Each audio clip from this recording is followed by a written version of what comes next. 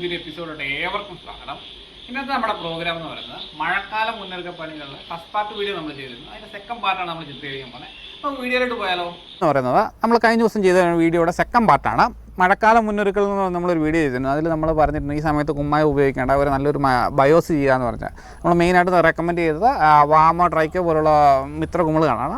അത് അഴുകലിന് ഒരു അഡ്വാൻസ് ആയിട്ടാണ് നമ്മൾ ചെയ്തിരുന്നത്. അതേപോലെ നല്ല റൂട്ടിങ് കിട്ടാനായിട്ട് പൊതുവെ ഈ ഒരു വെയിലിൻ്റെ ഒരു കാഠിന്യത്തിൽ ചെടികൾക്ക് നല്ല രീതിയിൽ റൂട്ട് ഡാമേജ് വന്നിട്ടുണ്ട്. അപ്പോൾ നമ്മളൊരു റൂട്ട് ഡാമേജായി നിൽക്കുന്ന സമയത്ത് നല്ലൊരു മഴയൊക്കെ സ്റ്റാർട്ട് ചെയ്യുമ്പോൾ പെട്ടെന്ന് അഴുകൽ പോലുള്ള രോഗങ്ങൾ പിടിക്കാൻ സാധ്യതയുണ്ട്. അതുകൊണ്ട് അതിനൊരു മുൻകരുതലായിട്ടാണ് നമുക്ക് ട്രൈക്കോയും വാമൊക്കെ നമ്മൾ റെക്കമെൻഡ് ചെയ്തിരുന്നത്. വാമ നല്ല രീതിയിൽ റൂട്ടിങ് ഉണ്ടാവുകയും അതേപോലെ ഫോസ്ഫറസിൻ്റെ ഒരു സോലിബിലിറ്റി ഒക്കെ നടത്തുകയും ചെയ്യും. അതേസമയത്ത് ട്രൈക്കോ നമുക്ക് നല്ല രീതിയിൽ അഴുകൽ സ്പോറുകളെ നശിപ്പിക്കാനായിട്ട് ഉപയോഗിക്കാം. അതുകൊണ്ടാണ് നമ്മൾ ഈ ട്രൈക്കോയും വാമും ഒക്കെ സജസ്റ്റ് ചെയ്തിരുന്നത്. അപ്പോൾ അതിന് ഫലമായിട്ട് നമ്മുടെ സുഹൃത്തുക്കൾ പലരും നമ്മുടെ ഗ്രൂപ്പിൽ അതിൻ്റെ റിസൾട്ടൊക്കെ കിട്ടുന്നത് നല്ല രീതിയിൽ റൂട്ടിങ് ആയിട്ടുള്ള. അപ്പോൾ നമ്മൾ ഒരാഗോൾഡ് എന്ന് പറഞ്ഞ വാമും IPL ട്രൈക്കോ എല്ലാം കൂടെ കൂട്ടിയാണ് നമ്മൾ കൊടുത്തിരുന്നത്. ആ ഒരു കോമ്പിനേഷൻ്റെ റിസൾട്ടിൻ്റെ ഒരു വീഡിയോ ഒരു ഫുട്ടേജ് നമ്മളിതിനോട് ആഡ് ചെയ്യാം. അപ്പോൾ അത് കാണുമ്പോൾ നമുക്ക് മനസ്സിലായി എത്രത്തോളം റിസൾട്ട് ഉണ്ടെന്നാണ്. അപ്പോൾ നമ്മളിനി അടുത്ത പടിയായിട്ട് നമ്മൾ ചെയ്യേണ്ട കാര്യം എന്ന് പറഞ്ഞാൽ നമ്മുടെ ഇലച്ചെടികളിൽ റൂട്ട് ഡെവലപ്പ് ചെയ്ത് കഴിഞ്ഞാൽ പിന്നെ നമ്മൾ വരുന്നൊരു വലിയൊരു പ്രശ്നമാണ് റൂട്ടിനെ ആക്രമിക്കുന്ന നെമറ്റോഡുകളുടെ പ്രശ്നം. അപ്പോൾ അത്യാവശ്യം ഏലത്തോട്ടങ്ങളെല്ലാം നല്ല രീതിയിൽ നെമറ്റോഡ് ഇപ്പോൾ പോപ്പുലേറ്റ് ആകുന്നുണ്ട്. അതിന് കാരണം അത്യാവശ്യം അന്തരീക്ഷം ചൂടാണ്, മണ്ണിൽ മോയ്സ്ചർ ഉള്ളതുകൊണ്ട് തന്നെ നെമറ്റോഡിൻ്റെ മുട്ടകൾ പെട്ടെന്ന് വിരിഞ്ഞ് ഇത് പെട്ടെന്ന് ചെടി ആക്രമിക്കുന്നതായിട്ട് കണ്ടുവരുന്നുണ്ട്. അപ്പോൾ ആ ഒരു സാഹചര്യത്തിൽ നമുക്ക് നല്ലൊരു നെമറ്റിസൈഡ് കൊടുക്കുകയാണെങ്കിൽ നമുക്ക് ബെറ്റർ അതായിരിക്കും. അപ്പം സീസണ് മുന്നോടിയായിട്ട് നല്ലൊരു നെമറ്റിസൈഡ് നമ്മൾ നോക്കുകയാണെങ്കിൽ ഇപ്പോൾ നമുക്ക് കൊടുക്കാനാണെങ്കിൽ വേലംപ്രൈം ഉണ്ട്, സാലിബ്രോ ഉണ്ട്, വനീവയുണ്ട്, അതേപോലെ കാർബോസൾഫ എന്ന് പറയുന്ന പ്രോഡക്റ്റ് ഉണ്ട്, കെമിക്കലുണ്ട്.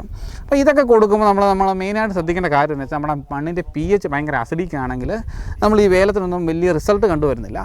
ആ ഒരു സാഹചര്യത്തിൽ നമ്മൾ എന്താ ചെയ്യേണ്ടതെന്ന് ചോദിച്ചാൽ ഒരു കുമ്മായം കൊടുക്കുകയാണെങ്കിൽ മണ്ണിൻ്റെ pH കറക്റ്റായിട്ട് കിട്ടുന്നതായിട്ട് നമ്മൾ കണ്ടുവരുന്നുണ്ട്. അപ്പോൾ നമ്മൾ കുമ്മായം ഇപ്പോൾ കൊടുക്കാനുള്ള സാഹചര്യം നോക്കുമ്പോൾ മഴ വളരെ കുറവാണ്, ഇട്ട് കൊടുക്കാനായിട്ട് യാതൊരു നിർവാഹമില്ലാത്തൊരവസ്ഥയാണ്. അപ്പോൾ നല്ലപോലെ ബയോസൊക്കെ ചെയ്ത് നല്ല വേരായവർ ചെയ്യേണ്ട ഒരു കാര്യം എന്താണെന്ന് ചോദിച്ചു കഴിഞ്ഞാൽ അത്യാവശ്യം നല്ലൊരു ചെടികളൊക്കെ ആണെങ്കിൽ അതിനൊരു എന്താ പറയുക 200 ലിറ്ററിന് ഒരു 3 കിലോ കുമ്മായം വെച്ച് കലക്കി ചെടിക്കുള്ളിലും പുറത്തൊക്കെ ആയിട്ട് ഒരു 10 ലിറ്റർ വെച്ച് ഒഴിച്ചു കൊടുക്കുക. അപ്പോൾ നമ്മുടെ മണ്ണിൻ്റെ pH നല്ലപോലെ ഒന്ന് കറക്റ്റായി കിട്ടും. നമ്മുടെ ചെടിയുടെ ചെടി നിൽക്കുന്ന സർഫസിലെ pH നല്ല കറക്റ്റായി കിട്ടിക്കഴിയുമ്പോഴത്തേക്കും അതിനുശേഷം ഒരു 10 ദിവസത്തെ ഗ്യാപ്പിൽ നമുക്ക് നല്ലൊരു നെമറ്റിസൈഡ് കൊടുക്കുകയാണെങ്കിൽ നമ്മുടെ ഈ വർഷത്തെ ഈ ഒരു സീസണിലെ നെമറ്റോഡിൻ്റെ പ്രോബ്ലം നമുക്ക് സോൾവ് ചെയ്യാൻ പറ്റും. അതിന് വേണമെങ്കിൽ നമുക്ക് വനീവ ചെയ്യാം, വേലംപ്രൈം ചെയ്യാം, കാർബോസൾഫാൻ ചെയ്യാം, അല്ലെങ്കിൽ നമ്മുടെ കോർട്ടിയുടെ സാലിബ്രോ ചെയ്യാം, അതേപോലെ പണ്ടോട്ട് നമ്മൾ ഉപയോഗിച്ചിരുന്ന കാർട്ടാപ്ലസ് സൈപ്പർ പോലുള്ള കോമ്പിനേഷൻ ചെയ്യാം. അങ്ങനെ ഏതെങ്കിലും ഒന്ന് നല്ല രീതിയിൽ കലക്കി വെച്ച് കൊടുക്കുമ്പോഴത്തേക്ക് നമുക്ക് വന്ന റൂട്ടുകൾ നെമറ്റോഡിൽ നിന്ന് നല്ലൊരു പ്രൊട്ടക്ഷൻ കിട്ടി ചെടി നല്ലൊരു പെർഫോമൻസിലേക്ക് ഇട്ട് വരുന്നതാണ്. പിന്നെ ഈ ഒരു വർഷത്തെ പ്രസൻറ്റ് കാലാവസ്ഥ വെച്ച് നമുക്കറിയാം എല്ലിനോ ആണ്, അതുകൊണ്ട് തന്നെ മഴ ഭയങ്കര കുറവായിട്ടാണെന്നാണ് പറയുന്നത്. അപ്പോൾ ജൂണിൻ്റെ തുടക്കത്തിൽ മഴ കുറയുമെന്നാണ് പറയുന്നത്. അപ്പോൾ നമുക്കറിയാം ഈ പ്രാവശ്യം മഴയുടെ ഒരു പ്രഡിക്ഷൻ 26-ാം തീയതി പറഞ്ഞിരുന്നത് മാറ്റി ഈ ജൂൺ 4-ാം തീയതിയിലോട്ടാക്കിയിട്ടുണ്ട്. ജൂൺ 4-ാം തീയതി സ്റ്റാർട്ട് ചെയ്യുകയാണെങ്കിൽ നമ്മൾ പൊതുവെ അഴുകലുണ്ടാകുന്ന മേഖലകളിൽ നമ്മൾ അതിൻ്റെ പ്രിവെൻഷനായിട്ടുള്ള കുറച്ച് കാര്യങ്ങൾ ചെയ്യണം. അപ്പോൾ നമുക്ക് ഏറ്റവും നല്ല രീതിയിൽ ഒരു ഈ വേനൽക്കാലങ്ങളിൽ നിന്ന് മഴക്കാലത്തോട്ട് പോകുമ്പോഴത്തേക്ക് നമ്മുടെ ചെടികൾക്ക് നമ്മുടെ മണ്ണിൻ്റെ pH മാറുന്ന പോലെ നമ്മുടെ ചെടിയുടെ സെൽസിൻ്റെ pHയിലൊക്കെ ഒരു വ്യത്യാസം ഉണ്ടാകുന്നുണ്ട്. അതൊക്കെ ഒന്ന് കറക്റ്റ് ചെയ്ത് നല്ല രീതിയിൽ അഴുകലിൽ നിന്നൊരു പ്രൊട്ടക്ഷൻ കിട്ടാനായിട്ട് നമുക്ക് വേണമെങ്കിൽ ആദ്യം ചെയ്യാൻ പറ്റുന്നൊരു കോമ്പിനേഷൻ എന്ന് പറഞ്ഞാൽ നമ്മുടെ ബോഡോ മിശ്രിതം തന്നെയാണ്. അപ്പോൾ ബോഡോ മിശ്രിതം നമുക്കറിയാം, നമ്മൾ ബോഡോ മിശ്രിതം നിർമ്മിക്കുന്ന വീഡിയോ ഒക്കെ നമ്മൾ ഉണ്ടാക്കി നമ്മുടെ യൂട്യൂബ് ചാനലിൽ ഇട്ടിട്ടുണ്ട്. അത് നമ്മൾ നോക്കി ജസ്റ്റ് അതെങ്ങനെ ഉണ്ടാക്കുന്നതൊക്കെ കാര്യങ്ങൾ കൃത്യമായിട്ട് നിങ്ങൾക്ക് മനസ്സിലാക്കാൻ പറ്റും. അപ്പോൾ നമുക്ക് കൊടുക്കാൻ പറ്റുന്ന ബോഡോ മിശ്രിതമാണ് ഫസ്റ്റ് ഒരു ഇതായിട്ട് നമ്മൾ നെമറ്റിസൈഡൊക്കെ കൊടുത്തതിന് ശേഷം നമുക്കൊരു നല്ലൊരു ബോഡോ വേണം കൊടുക്കാം. ഒരു 200 ലിറ്ററിന് 2 കിലോ കോപ്പർ സൾഫേറ്റും 2 കിലോ കുമ്മായമാണ് വരുന്നത്. നല്ല രീതിയിൽ മിക്സ് ചെയ്ത് വെച്ചൊക്കെ കുമ്മായ വെള്ളത്തിലോട്ട് നല്ല രീതിയിൽ ലയിപ്പിച്ച കോപ്പർ സൾഫേറ്റ് ആഡ് ചെയ്ത് നല്ലപോലെ ബോഡോ മിശ്രിതം ഉണ്ടാക്കി നോക്കിയിട്ട് അതിന് ശേഷം നമ്മളതൊന്ന് ടെസ്റ്റ് ചെയ്ത് നോക്കാം. ഒന്നെങ്കിൽ pHയിൽ നമ്മുടെ പേപ്പർ വെച്ചിട്ട് ടെസ്റ്റ് ചെയ്ത് നോക്കാം. അതേപോലെ തന്നെ ഇപ്പോൾ നമുക്ക് ടെസ്റ്റ് ചെയ്യാൻ പേപ്പർ ഇല്ലാത്തവരാണെങ്കിൽ നമുക്ക് വേണമെങ്കിൽ നമ്മുടെ കത്തികൾ നല്ലപോലെ ഷാർപ്പ് ചെയ്തിട്ട് ആ ഭാഗം ജസ്റ്റ് നമ്മുടെ ബോഡോ മിശ്രിതത്തിലോട്ട് മുക്കി വെച്ച് കഴിഞ്ഞാൽ അതിൻ്റെ കളർ ചേഞ്ച് വെച്ചിട്ട് നമുക്ക് അതിൻ്റെ ആക്യുറസി കറക്റ്റാണെന്ന് അറിയാൻ പറ്റും. അല്ലെങ്കിൽ നമ്മൾ വീട്ടിൽ ഉപയോഗിക്കുന്ന മഞ്ഞപ്പൊടി വെച്ച് നമ്മൾ അതിൽ ജസ്റ്റ് ഒന്ന് ടെസ്റ്റ് ചെയ്ത് നോക്കിയാൽ നമുക്ക് അതിൻ്റെ ഒരു ആക്യുറസി കണ്ടുപിടിക്കാൻ പറ്റും. അതൊക്കെ ചെക്ക് ചെയ്ത് നോക്കുക. അതുപോലെ നമുക്ക് റെഗുലറായിട്ട് തട്ടമർച്ചിൽ വരുന്ന തോട്ടങ്ങളിൽ നമുക്ക് കൊടുക്കുന്നത് നമ്മൾ പരമ്പരാഗതമായിട്ട് കൊടുത്തു വരുന്നൊരു കോമ്പിനേഷനാണ് COC ഹെക്സാ പൊട്ടാസ്യം ഫോസ്ഫനേറ്റ് എന്ന് പറയുന്നത്.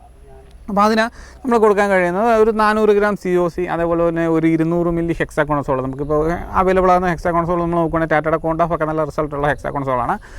കോണ്ടാഫ് പ്ലസ് ഒരു പൊട്ടാസ്യം ഫോസ്ഫനേറ്റ്, നമ്മൾ അക്വാമിൻ 40 അല്ലെങ്കിൽ സഞ്ചാർ 40 എന്നൊക്കെ പറഞ്ഞ പേരിൽ അവൈലബിൾ ആകുന്ന പൊട്ടാസ്യം ഫോസ്ഫനേറ്റും കൂടെ ആഡ് ചെയ്യുക.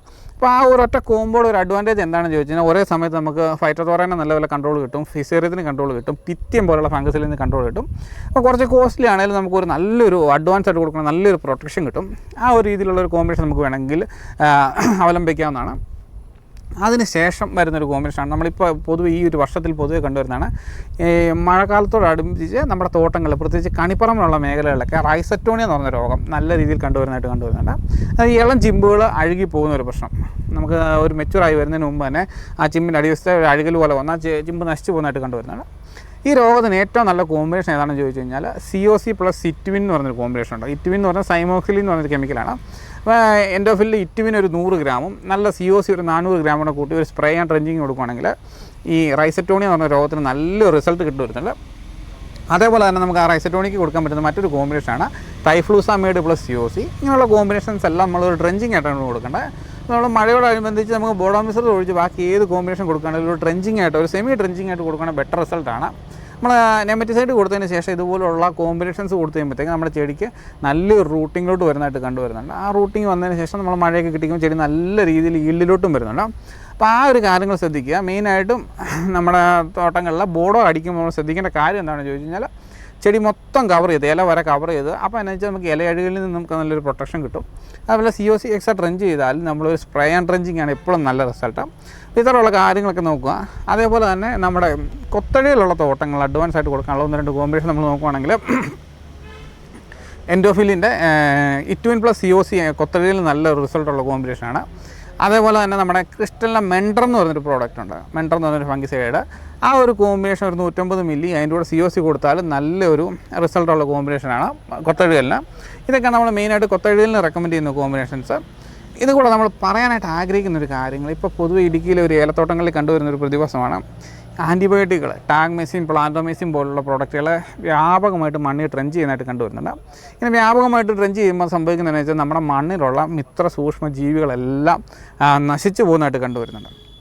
പിന്നെ ഇതിൻ്റെ ഒരു തുടർച്ചയായിട്ടുള്ള ഉപയോഗം കൊണ്ട് നമ്മൾ മണ്ണിലോട്ട് നമ്മുടെ മിത്ര കുമിളുകൾ കൊടുത്താൽ പോലും അവിടെ സർവൈവ് ചെയ്യാത്തൊരു പ്രശ്നം കൂടെ കണ്ടുവരുന്നുണ്ട്.